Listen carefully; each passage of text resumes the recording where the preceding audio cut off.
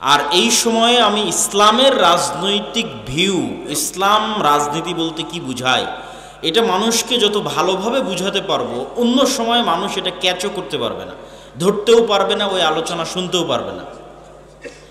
তো আমার আজকের আলোচনার মূল বক্তব্যের বিষয়বস্তু আপনাদেরকে একটু বুঝতে হবে। আমাদের দেশে রাজনীতি মানে গণতন্ত্র, অথবা অন্য দেশে রাজনীতি মানে সমাজতন্ত্র, অন্য কোথাও রাজনীতি মানে আরো অনেক কিছু dot dot dot dot dot. তো ইসলাম আসলে কিভাবে রাষ্ট্র ক্ষমতাকে দেখতে চায়, ইসলাম কিভাবে রাষ্ট্র ক্ষমতায় যেতে পারে, এই বিষয়ের ধারণা এখন আপনি যতটা মনোযোগ দিয়ে শুনতে পারবেন, আর কোনো দিন আর কখনো অতটা মনোযোগ দিয়ে শুনতেও পারবেন না, বুঝতেও পারবেন না। তো ইসলামের রাজনৈতিক ধ্যান ধারণা বা রাষ্ট্র ব্যবস্থার একমাত্র নাম হচ্ছে খেলাফা। কি বলেন তো? খেলাফা, খেলাফতি রাষ্ট্র ব্যবস্থা। খেলাফা যেন প্রতিষ্ঠা না হয় তার জন্যই গণতন্ত্র তৈরি করা হয়েছে। খেলাফা যেন প্রতিষ্ঠিত না হয় তার জন্যই সমাজতন্ত্র তৈরি করা হয়েছে। খেলাফা যেন প্রতিষ্ঠিত না হয় তার জন্যই ধর্মনিরপেক্ষ মতবাদ প্রতিষ্ঠা করা হয়েছে। খেলাফা যেন প্রতিষ্ঠিত না হয় তার জন্য লিবারালিজম, উদারনৈতিক, সেকুলারিজম ইত্যাদি বিভিন্ন তন্ত্রমন্ত্রের প্রচার এবং প্রসার করা হয়েছে।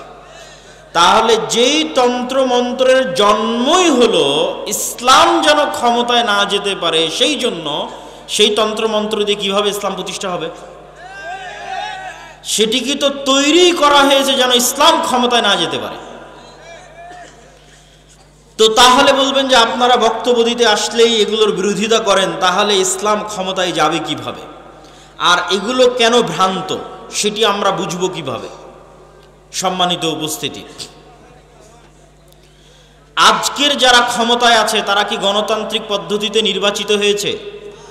একটু কথা বলতে হবে। গণতান্ত্রিক পদ্ধতিতে নির্বাচিত হয়েছে? হয়নি। আজকের ক্ষমতায় আসার জন্য, এই পট পরিবর্তনের জন্য সাধারণ ছাত্র জনতা, গ্রাম থেকে উঠে আসা সাধারণ ধর্মপ্রাণ মুসলমান, তাদের কুরবানি, তাদের জীবন সবচেয়ে বেশি গেছে।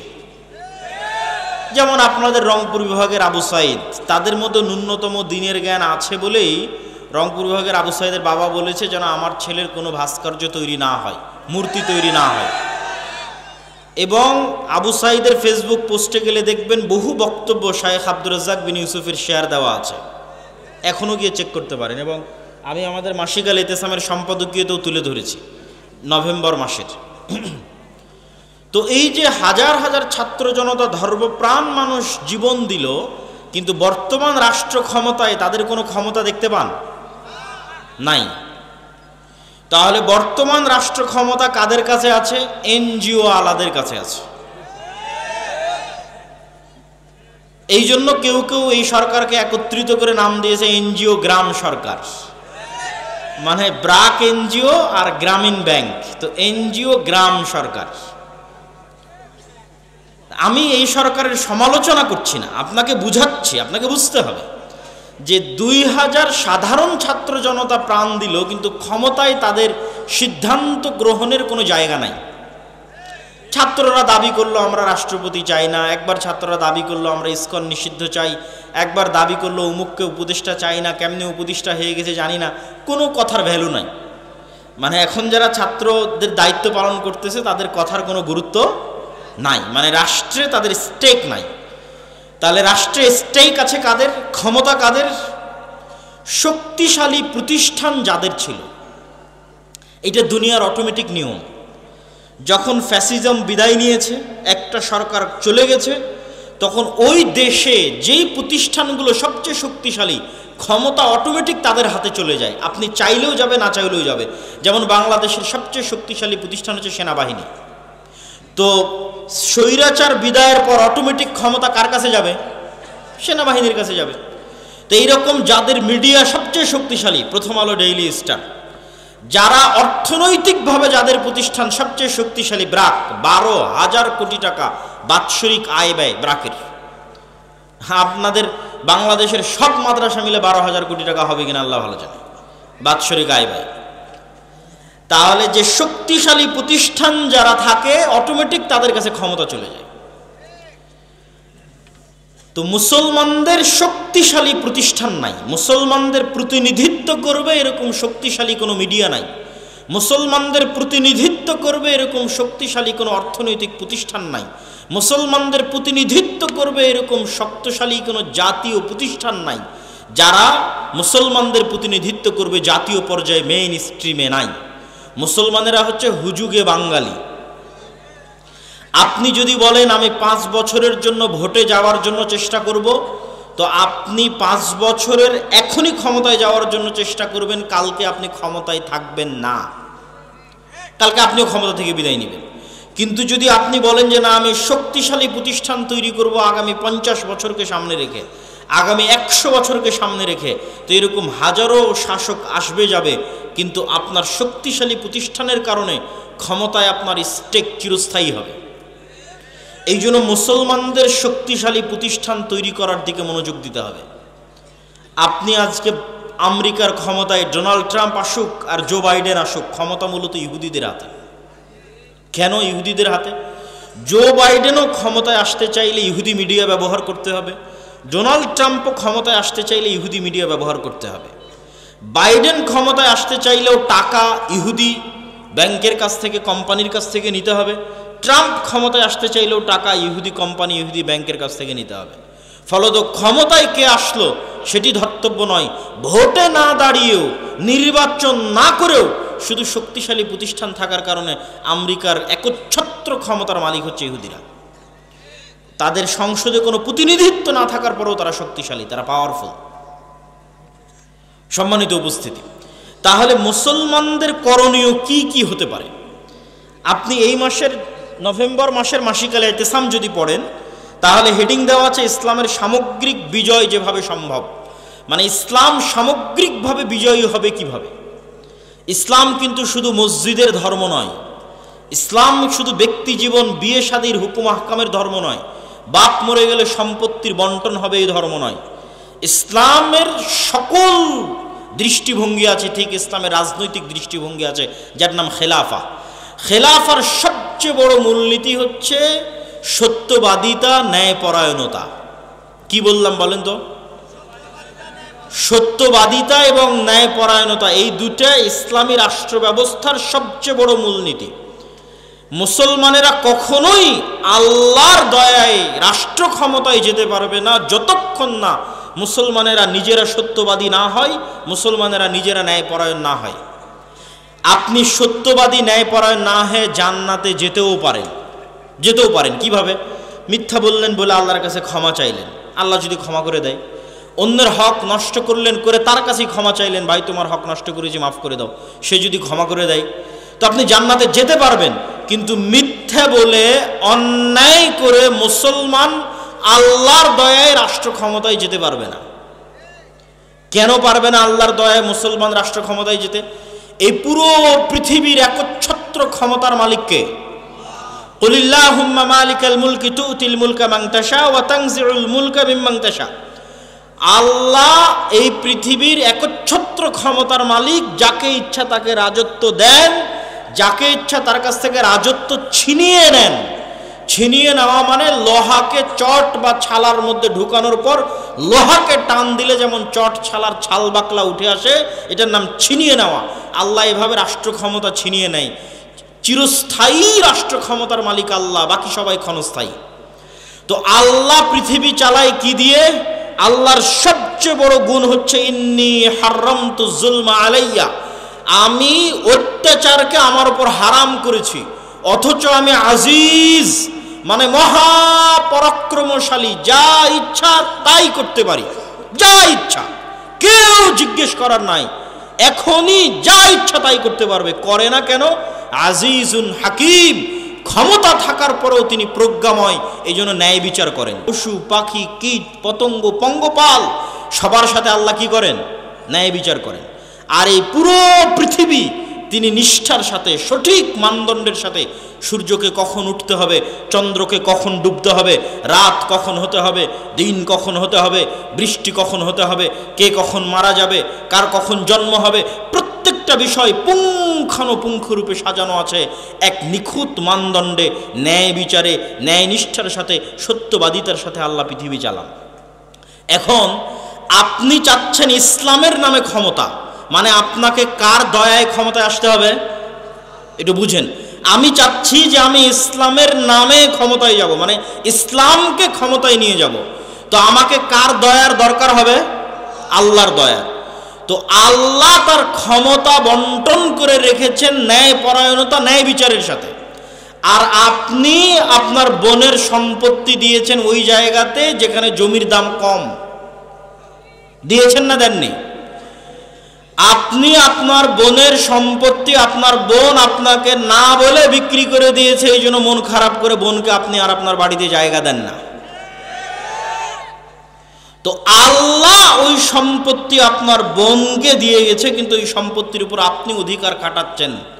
আপনি হচ্ছেন অন্যায়পরায়ণ। আপনি বোনের কাছে ক্ষমা নিয়ে জান্নাতে যেতে পারলেও আল্লাহ কোনোদিন আপনাকে রাষ্ট্র ক্ষমতা দিবেন না, গোলামি থাকবেন। অসংখ্য পদে পদে মুসলমানেরা রাষ্ট্র ক্ষমতায় যেতে পারছে না কেন?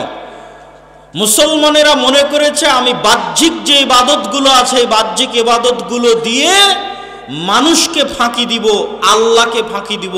এর নাম মুনাফিকি। এর নাম কি? মুনাফিকি। বাহ্যিক ইবাদত কি? সালাত, সিয়াম, হজ, যাকাত, এগুলো বাহ্যিক ইবাদত।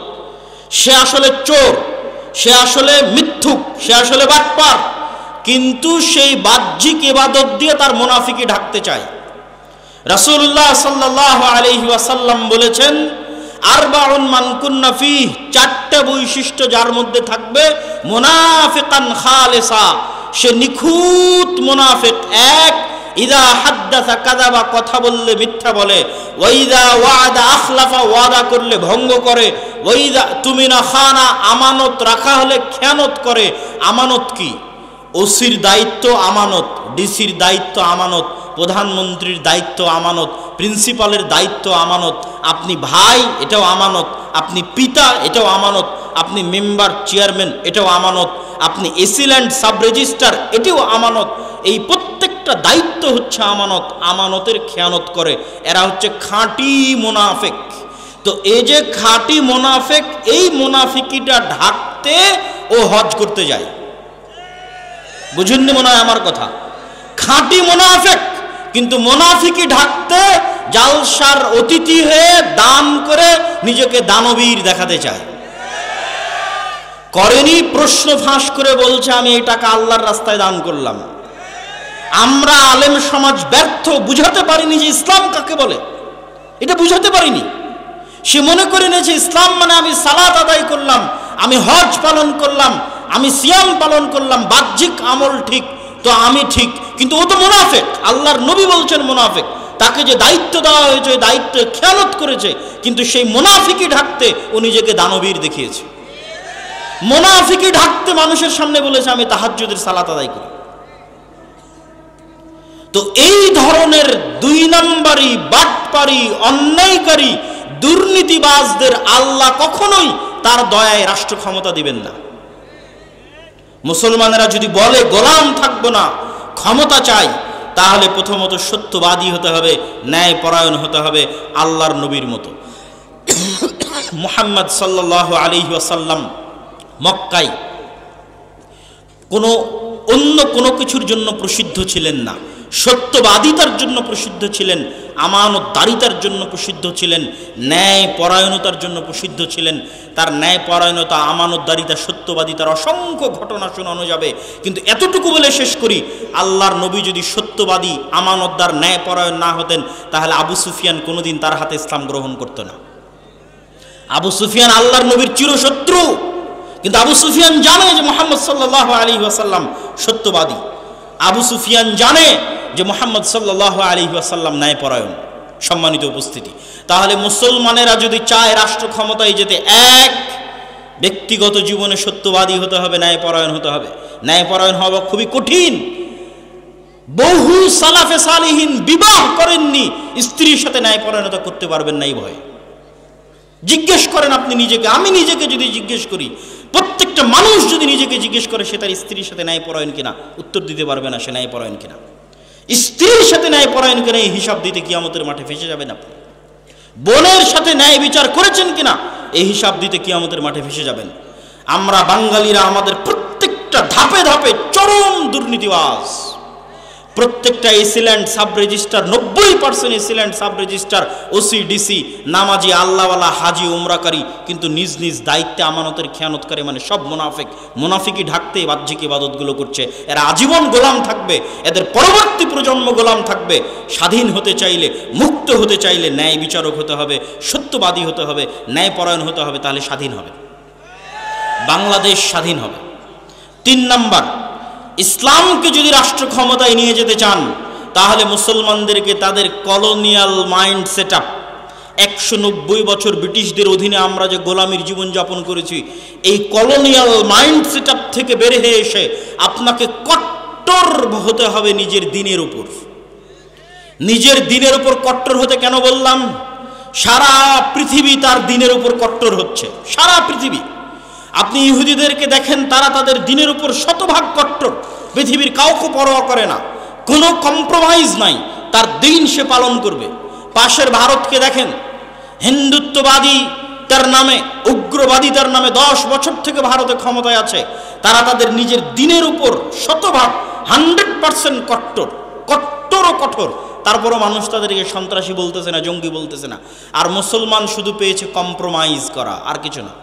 মুসলমান শুধু নিজেকে সাধু দেখাতে চায় পৃথিবীর কাছে, বলে আমি অনেক বড় সেকুলার, আমি অনেক বড় লিবারেল। পৃথিবী বলছে আমি অনেক বড় হিন্দু, পৃথিবী বলছে আমি সবচেয়ে শক্তিশালী ইহুদি। মুসলমান বলছে আমি সেকুলার, আমি লিবারেল, আমি অনেক উদার, আমি অসাম্প্রদায়িক, আমি সেকুলার, আমি ধর্মনিরপেক্ষ, আমি খুব ভালো। অথচ পৃথিবী বলছে আমি শক্তিশালী হিন্দু, আমি কট্টর হিন্দু। পৃথিবী বলছে আমি কট্টর ইহুদি, আর পৃথিবী বলছে আমি কট্টর খ্রিস্টান। আর মুসলমানকে যদি 2টা থাপ্পড় দিচ্ছে তাও উঠে বলতেছে ভাই আমি খুব সাধু। ওকে যদি হত্যা করছে তাও বলছে আমি খুব সাধু, আমি সেকুলার, আমি লিবারেল। এই কম্প্রোমাইজ করে স্বাধীনতা টিকবে না। আপনাকে বলতে হবে, পার্শ্ববর্তীরা যেমন বলতেছে আমি কট্টর হিন্দু, পার্শ্ববর্তীরা যেমন বলতেছে আমি কট্টর ইহুদি, আপনাকে বলতে হবে আমি কট্টর মুসলিম। যেই দিন বলতে পারবেন সাহস করে আমি কট্টর মুসলিম, ওই দিন স্বাধীন হয়ে গেছে। ওই দিন বাংলাদেশ স্বাধীন হয়ে গেছে, পৃথিবীর মুসলমানেরা স্বাধীন হয়ে গেছে। কিন্তু কলোনিয়াল মাইন্ড সেট আপ থেকে বেরিয়ে আসতে হবে। কলোনিয়াল মাইন্ড সেট মানে ঔপনিবেশিক গোলামির জিঞ্জির। সারা পৃথিবীতে মুসলমানেরা যেখানে যত সমস্যায় আছে, প্রত্যেক সমস্যার পিছনে ঔপনিবেশিক গোলামির জিঞ্জির আছে। 190 বছরের ইতিহাস। আপনি ইংরেজি কেউ বললে তাকে ভালো কেন লাগে? ইংরেজি বললে তার চাকরি কেন হয়? বাই ডিফল্ট কেন এরকম মনে হয়? অথচ মদিনা বিশ্ববিদ্যালয়ে পড়তে গিয়ে এক আফ্রিকান বন্ধু, তার সেকেন্ড ল্যাঙ্গুয়েজ হচ্ছে ফরাসি। তার সেকেন্ড ল্যাঙ্গুয়েজ কেন ফরাসি হবে? আর আমার সেকেন্ড ল্যাঙ্গুয়েজ কেন ইংরেজি হবে? ও ছিল ফ্রান্সের গোলাম, আমি ছিলাম ইংল্যান্ডের গোলাম। আফ্রিকান কান্ট্রিগুলো ছিল ফ্রান্স, ইতালি এবং স্পেনের গোলাম, আমরা ছিলাম ইংল্যান্ডের গোলাম। এই জন্য আমাদের কাছে ইংরেজি ভালো লাগে, ওদের কাছে ফরাসি ভালো লাগে। অথচ আপনি ইংল্যান্ডের এরিয়া পার হয়ে ফ্রান্সে যান, ইতালিতে যান, স্পেনে যান, কোথাও ইংরেজি নাই। হতে পারে আল্লাহর কাছে কত মানুষ আছে দুনিয়াতে প্রসিদ্ধ কিন্তু আল্লাহর কাছে অপ্রসিদ্ধ, আর কত মানুষ আছে দুনিয়াতে অপ্রসিদ্ধ কিন্তু আল্লাহর কাছে এবং আসমানে প্রসিদ্ধ।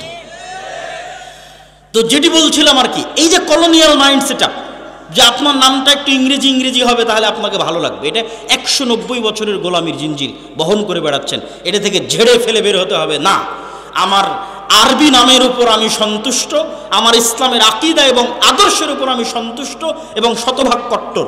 শিখবেন কাদের কাছ থেকে? হিন্দুর কাছ থেকে। শিখবেন কার কাছ থেকে? ইহুদির কাছ থেকে। একটা শিখকে দেখান দেখি ওর মাথার চুল কাটে কিনা, একটা শিখকে দেখান দেখি মুখের দাড়ি ছাড়া আছে।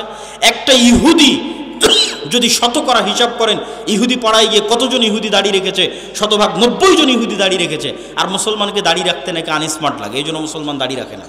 মুসলমানকে দাড়ি রাখলে খ্যাত খ্যাত লাগে, মুসলমানকে দাড়ি রাখলে সমাজে মানুষ কি মনে করবে এই মনে করে সে দাড়ি রাখে না। এটা হচ্ছে গোলামির মানসিকতা। এই গোলামির মানসিকতা থেকে যখন বের হয়ে কট্টর হবেন, আমার নবী দাড়ি রেখেছে আমিও দাড়ি রাখবো, তাতে মরি বাঁচি মরবো, তখন সেই দিন স্বাধীন। সেই দিন বাংলাদেশ স্বাধীন, আপনি স্বাধীন। তার আগ পর্যন্ত গোলামির জিঞ্জির আপনার গলায় এবং আমার গলায়। সম্মানিত উপস্থিতি, তো যেটি বলতে চাচ্ছিলাম যে বাংলাদেশ বা আমাদেরকে যদি আমরা চাই যে রাষ্ট্র ক্ষমতা ইসলাম যাক, তাহলে তার পয়েন্ট তারপরে আরও কিছু বক্তব্য দিব গুরুত্বপূর্ণ বর্তমান চলমান কিছু বিষয়, সেটি তো আপনাদের কিছু শিক্ষণীয় আছে। তো সারমর্ম 4টে বিষয় কি কি রাষ্ট্র ক্ষমতায় যদি যেতে চান।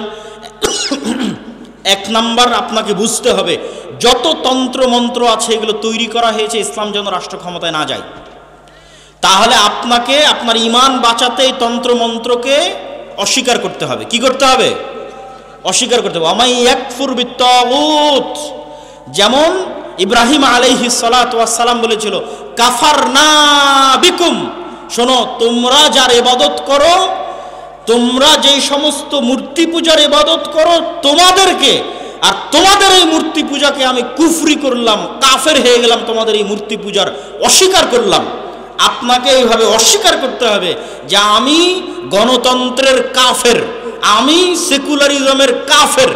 তাহলে আপনার ঈমান বাঁচবে, ঈমান ঠিক থাকবে, আকীদা ঠিক থাকবে। তো আমি ঈমান এনেছি কিসের উপর? ইসলামিক খেলাফত ব্যবস্থার উপর। আর বাকি যত তন্ত্রমন্ত্র আছে এগুলোর আমি কাফের, এগুলো অস্বীকার করি ওপেন প্রকাশ্যে। কেননা এগুলোর অস্বীকারের মধ্যেই ইসলামের ক্ষমতার উত্থান আছে, আর এগুলোর অস্বীকারের মধ্যে ইসলামের ক্ষমতার, এগুলো অস্বীকার না করলে ইসলামের ক্ষমতার উত্থান নাই। 2, আপনাদেরকে ব্যক্তিগত জীবনে সত্যবাদী এবং ন্যায়পরায়ণ হতে হবে, না হলে আল্লাহর দয়ায় আল্লাহ আপনাকে ক্ষমতা দিবে না। আল্লাহ জালেমকে মিথ্যুককে ক্ষমতা দেয় না, আল্লাহ ন্যায়পরায়ণ সত্যবাদীকে তার দয়ায় ক্ষমতা দেয়। আপনার সালাত সিয়াম তখনই কাজে লাগবে যখন আপনার সালাত সিয়াম মুহাম্মদ সাল্লাল্লাহু আলাইহি ওয়াসাল্লামের মতো হবে। আপনি তো মুনাফেক অবস্থায় সালাতে দাঁড়িয়েছেন, বোনকে সম্পত্তিতে ভাগ দেননি মানে মুনাফেক অবস্থায় সালাতে দাঁড়িয়েছেন। আর আল্লাহর নবী শতভাগ সত্যবাদী ন্যায়পরায়ণ অবস্থায় সালাতে দাঁড়িয়েছে, অন্তর পরিষ্কার অবস্থায় সালাতে দাঁড়িয়েছে। আপনি যেদিন ওইভাবে অন্তর পরিষ্কার অবস্থায় সালাতে দাঁড়াতে পারবেন, সত্যবাদী ন্যায়পরায়ণ হয়ে সালাতে দাঁড়াতে পারবেন, সেই দিন আপনার এই সালাতের পাওয়ার থাকবে, আপনার এই হজের পাওয়ার থাকবে, আপনার এই দ্বীনের দাওয়াতের পাওয়ার থাকবে। 3, কলোনিয়াল মাইন্ড সেটআপ থেকে বের হয়ে আসতে হবে। আর বক্তব্যের শেষাংশে এসে যেটি বলবো যে বর্তমানে বাংলাদেশে যে সমস্যা চলতেছে, ইসকন চলছে না এখান থেকে আমার এবং আপনার শিক্ষা আছে, এই সমস্যা থেকে আমার এবং আপনার শিক্ষা আছে। এই সমস্যা থেকে আমার এবং আপনার শিক্ষা কি? ইসকন নামক যে সংগঠন বর্তমান বাংলাদেশে চলমান আছে, এই ইসকন মূলত হিন্দু ধর্মীয় শ্রী চৈতন্যের মতবাদকে প্রমোট করে, যেটিকে বলা হয় বৈষ্ণব শাখা, হিন্দু ধর্মের বৈষ্ণব শাখা। আর শ্রী চৈতন্যকে কেউ বলে যে তিনি নিজে শ্রীকৃষ্ণ, আর কেউ বলে যে শ্রী চৈতন্য মূলত শ্রীকৃষ্ণের ভক্ত ছিলেন। তো এই ধারাটার মূল বক্তব্য কি? এই ধারাটার শ্রী চৈতন্যের মূল বক্তব্য হচ্ছে হিন্দুদের মধ্যে যে জাতপাতের ভেদাভেদ আছে, হিন্দুদের মধ্যে জাতপাতের ভেদাভেদ আছে, ব্রাহ্মণ, ক্ষত্রিয়, শূদ্র, এরকম 4টে ভাগে তারা বিভক্ত।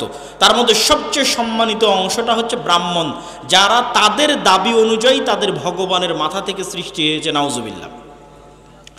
তো এই নিম্নবর্ণের হিন্দুদের কোনো অধিকার হিন্দু সমাজে ছিল না, ফলত নিম্নবর্ণের হিন্দুরা দলে দলে ইসলাম গ্রহণ করেছে। কেননা ইসলামের সবাই সমান, ইসলামে কোনো জাত নাই, পাত নাই, কালার নাই, রং নাই, বর্ণ নাই, ভাষা নাই, কিছু নাই। ইন্না আবাকুম ওয়াহিদ ওয়া ইন্না রাব্বাকুম ওয়াহিদ ইয়া আইয়ুহান নাসু উবুদু রাব্বাকুমুল্লাযী খালাকাকুম মিন নাফসিন ওয়াহিদা। তোমাদের পিতা এক, তোমাদের রব এক। জো বাইডেনের পিতা, নরেন্দ্র মোদীর পিতা, ডক্টর ইউনূসের পিতা একজনই, আদম আলাইহিস সালাতু ওয়াস সালাম। তো ইসলামের সবাই সমান, এখানে কোনো জাতপাত নাই, রং বর্ণ কিছু নাই। তো এই জন্য নিম্নবর্ণের হিন্দুরা দলে দলে ইসলাম গ্রহণ করেছে। নিম্নবর্ণের হিন্দুদেরকে ইসলাম থেকে ঠেকাতে, নিম্নবর্ণের হিন্দুদেরকে পাওয়ারফুল করার জন্য, হিন্দু সমাজে তাদের একটা জায়গা তৈরি করার জন্য শ্রী চৈতন্যের মতবাদের আবির্ভাব হয়, যেটিকে হিন্দু ধর্মের বৈষ্ণব শাখা বলে। এটিকে নিয়ে কাজ করে ইসকন। এই জন্য ইসকনের বড় বড় মন্দিরগুলো নিম্নবর্ণের হিন্দুরা যেখানে বেশি থাকে ওখানে আছে। ঢাকার স্বামীবাগ পুরোটা মেথরপট্টি, ওই মেথরপট্টির মধ্যে স্বামীবাগের সবচেয়ে বড় ইসকন মন্দির সেখানে নির্মিত। সিলেটের চা বাগানের শ্রমিকরা নিম্নবর্ণের হিন্দু, ওই সিলেটের চা বাগানের শ্রমিকদের মধ্যে ইসকন খুবই শক্তিশালী। বাংলাদেশের রাষ্ট্রপক্ষের আইনজীবী সাইফুল ইসলাম আলিফ ভাইকে মেথরপট্টিতে হত্যা করা হয়েছে, কেননা মেথরপট্টিতে ইসকন সবচেয়ে শক্তিশালী। নিম্নবর্ণের হিন্দুদের নিয়ে ইসকন কাজ করে। আর ইসকনের কাজ কি? ইসকনের মূল টার্গেট কি? ইহুদিরা ইসরায়েল কিভাবে প্রতিষ্ঠা করেছে? ইহুদিরা ইসরায়েল প্রতিষ্ঠা করেছে কাঁদতে কাঁদতে, মায়া কান্না দিয়ে। আপনার মনে হয় যে আমেরিকা মুসলমানের শত্রু, তাই ইসরায়েলকে টাকা পয়সা, ধন সম্পদ, অর্থ, অস্ত্র দেয় না। মুসলমানের শত্রুতার কারণে যতটা না দেয় তার চেয়ে বেশি দেয় এই মনে করে যে এরা হচ্ছে অসহায়, এদের থাকার জায়গা নাই, এদের দেখার কেউ নাই। আর এই অসহায়ত্বটা তৈরি করেছে ইহুদিরা। হলোকাস্ট, হিটলার হলোকাস্টে ইহুদিদেরকে হত্যা করেছিল, ওই এক ঘটনা বিক্রি করে এখন পর্যন্ত ইহুদিরা চলতেছে যে আমাদের পৃথিবীতে থাকার জায়গা নাই, আমরা কই যাব, আমাদের একটা দেশ দরকার, আমাদের মেরে ফেলে দিল, হিটলার আমাদের ধ্বংস করে দিল, dot dot dot dot dot, অসংখ্য কিছু। ঠিক ওই থিওরিটা ইসকন কপি করেছে, যে বাংলাদেশে দেখাতে হবে যেন হিন্দুরা ধ্বংস হয়ে গেল। বাংলাদেশে হিন্দুদেরকে ওপেন গণহত্যা চলতেছে, নাউজুবিল্লাহ, ডাহা মিথ্যা কথা। কিন্তু এটা তারা দেখাতে সক্ষম হচ্ছে ভারতের মিডিয়া ওপেন করলে। এমনকি আমেরিকার প্রেসিডেন্ট ডোনাল্ড ট্রাম্প পর্যন্ত মনে করতেছে যে এখানে হিন্দুদের কোনো অবস্থা নাই, কোনো থাকার জায়গা নাই, দেখার কেউ নাই। এটি হচ্ছে ইহুদিদের থেকে কপি। তো ইহুদিরা হিটলারের হত্যাকে বিক্রি করে ইসরায়েল তৈরি করে নিয়েছে ফিলিস্তিনের মধ্যে।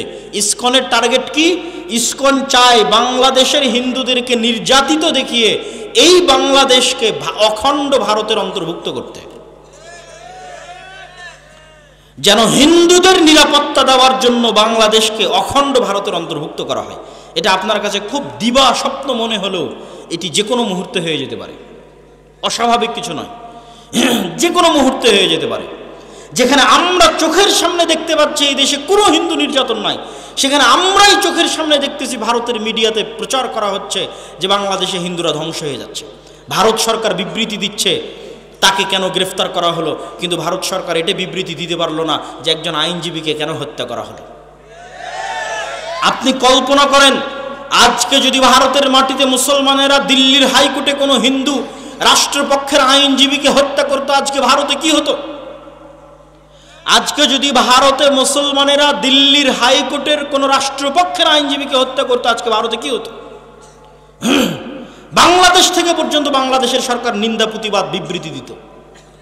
আর অন্যান্য মুসলমানদের সংগঠন তো আছে, তারা তো বিবৃতি দেওয়ার জন্য আরো এক ধাপ রেডি আছে যে হ্যাঁ আমরা নিন্দা বিবৃতি দিব। কিন্তু আজ বাংলাদেশের রাষ্ট্রপক্ষের আইনজীবী হত্যা করা হলো, কিন্তু মুসলমানের লাশ কত সস্তা, কত সহজ আপনার চোখের সামনে ঘটতেছে, আমার চোখের সামনে ঘটতেছে যে মুসলমানের লাশ কত সস্তা, কত সহজ, যে একজন মানুষ মারা গেল, অন্যায়ভাবে হত্যা করা হলো, সেটি নিয়ে কোনো বিবৃতি নাই। কিন্তু কেন একজনকে গ্রেফতার করা হলো সেটি নিয়ে বিবৃতি আছে। এই জন্য আপনাকে বুঝতে হবে যে আপনি যদি দিনের উপর কট্টর না হন, বাঁচার রাস্তা নাই, বাংলাদেশের স্বাধীনতার রাস্তা নাই যদি বাংলাদেশ দিনের উপর কট্টর না হয়। সম্মানিত উপস্থিতি, তাহলে এই যে বর্তমান যে ষড়যন্ত্র চলতেছে বাংলাদেশকে নিয়ে, এটি স্থায়ী ষড়যন্ত্র। এইটির থেকে বাংলাদেশের মুসলমানেরা কিভাবে বের হবে, আপনারা আপনাদের সন্তানেরা কিভাবে বের হবে? আপনি যদি লক্ষ্য উদ্দেশ্য রাখেন ছোট, তাহলে আজীবন ডিফেন্স করতে হবে, ডিফেন্স করতে করতে দিন শেষ হয়ে যাবে। আর যদি লক্ষ্য উদ্দেশ্য রাখেন বড়, তাহলে আপনার চিন্তা চেতনা হবে বড়। আল্লাহর নবী মক্কা থেকে হিজরত করে, এই অংশটুকু না শুনে কেউ উঠে যাবেন না, এটি বলে বক্তব্য শেষ করে দেব। আল্লাহর নবী যখন মক্কা থেকে হিজরত করে মদিনায় গেলেন, তখন যদি আল্লাহর নবী ভাবতেন মদিনায় এসেছি, ভালো আছি, মক্কায় মুসলমানেরা মরে কি বাঁচুক, দেখে লাভ আছে, দরকার নাই দেখার, এটা তিনি ভেবেছেন? তিনি ভাবেননি। তিনি মদিনায় আসার পর তিনি ছিলেন ভিশনারি লিডার। তিনি মদিনায় আসার পর তার লক্ষ্য ছিল কিভাবে তিনি মক্কা বিজয় করবেন। মক্কায় থেকে যাওয়া মুসলমানদের জীবনের নিরাপত্তা তিনি কিভাবে দিবেন। 1947-এ যখন ভারত ভাগ হয়, পূর্ব পাকিস্তান এবং পশ্চিম পাকিস্তান তৈরি হয়, 1947-এ 190 বছরের ব্রিটিশ বিরোধী জেহাদের ফলে তখন অসংখ্য মুসলমান ভারত থেকে হিজরত করে পাকিস্তানে আশ্রয় নেয়। আপনাদের রংপুরের সৈয়দপুরের বিহারিরা মুহাজির, বিহার থেকে হিজরত করে বাংলাদেশে এসেছে মুসলমানদের একটা আলাদা ভূখণ্ড মনে করে। আর এই মুহাজিরদের সংখ্যা সবচেয়ে বেশি ছিল পশ্চিম পাকিস্তানে। পাঞ্জাব থেকে, উত্তরপ্রদেশ থেকে, দিল্লি থেকে লক্ষ লক্ষ মুসলমান হিজরত করেছে। তো হিজরত করার পর আপনারা পাকিস্তান স্বাধীন দেশ পেয়েছেন, বাংলাদেশ স্বাধীন দেশ পেয়েছেন, আর কয়েক কোটি মুসলমান ভারতে থেকে গেছে। আপনি যদি মনে করেন যে আমার বাংলাদেশে আমি স্বাধীন আছি, এটি আমার জন্য যথেষ্ট, পাকিস্তানের মুসলমানেরা যদি মনে করে আমি পাকিস্তানে স্বাধীন আছি, এটি আমার জন্য যথেষ্ট, তাহলে এর চেয়ে বড় মুনাফিকি পৃথিবীতে আর হবে না। আপনারা যে আপনাদের ভাইদেরকে ভারতে ছেড়ে এসেছেন, তাদেরকে মুক্ত করতে হবে না? ভারত যে বলতেছে বাংলাদেশের সংখ্যালঘু নির্যাতন হচ্ছে, আসলে সংখ্যালঘু নির্যাতন কোথায় হচ্ছে? ভারতে হচ্ছে। ভারতে মুসলমানদের উপর সংখ্যালঘু নির্যাতন হচ্ছে।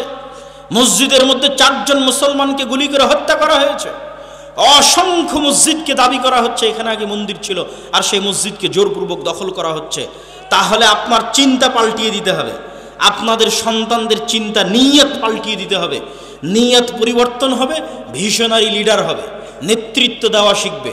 যদি আপনার সন্তানেরা, বাংলাদেশের ছাত্ররা যদি মনে করে শুধু বাংলাদেশকে বাঁচাবো, তাহলে আমও যাবে, ছালাও যাবে, বাংলাদেশও বাঁচবে না, কিছুই বাঁচবে না।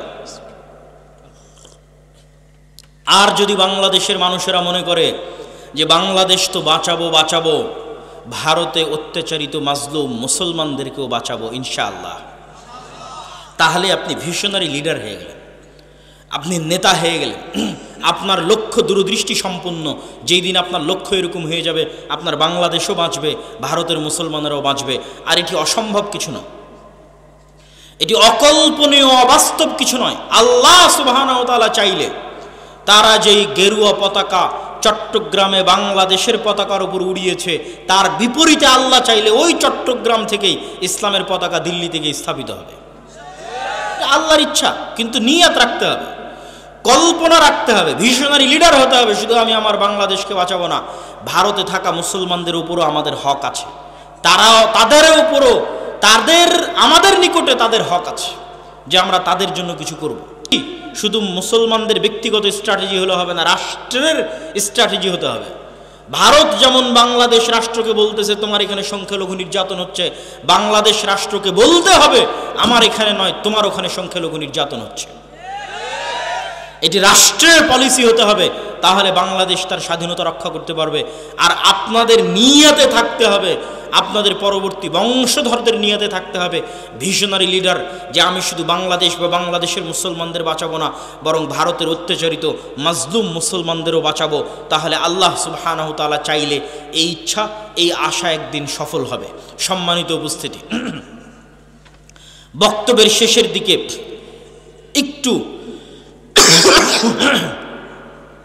বর্তমান সরকারের উদ্দেশ্যে আমাদের শুধু একটি দাবি, সংক্ষিপ্ত একটি দাবি, সেটি হচ্ছে আপনারা রাষ্ট্র সংস্কারের নামে যেটি করছেন করেন, রাষ্ট্রের কল্যাণের জন্য যা ভালো মনে করবেন করেন, কিন্তু রাষ্ট্রের সংবিধানে যেন ইসলাম বিরোধী কোনো কিছু স্থান না পায়।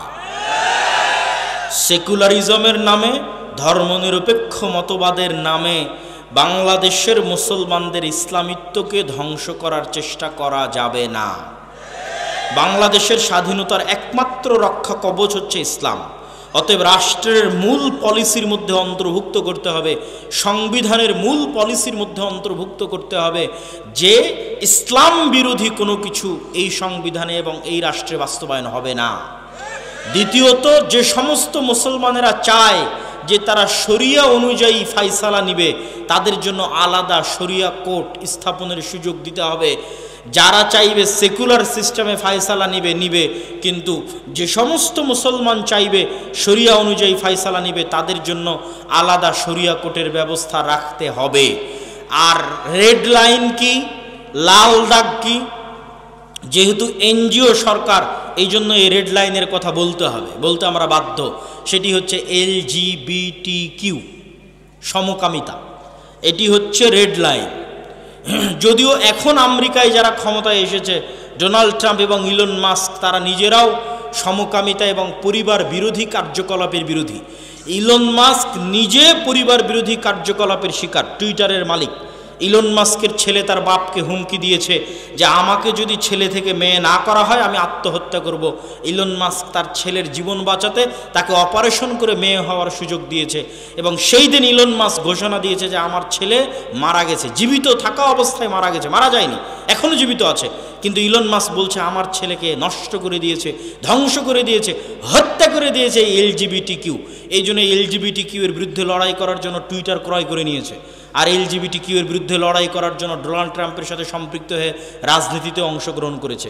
আগের যারা ছিল তারা LGBTQ প্রমোটার ছিল, যদিও বর্তমান যারা তারা আবার খ্রিস্টানের দিক থেকে কট্টর হবে।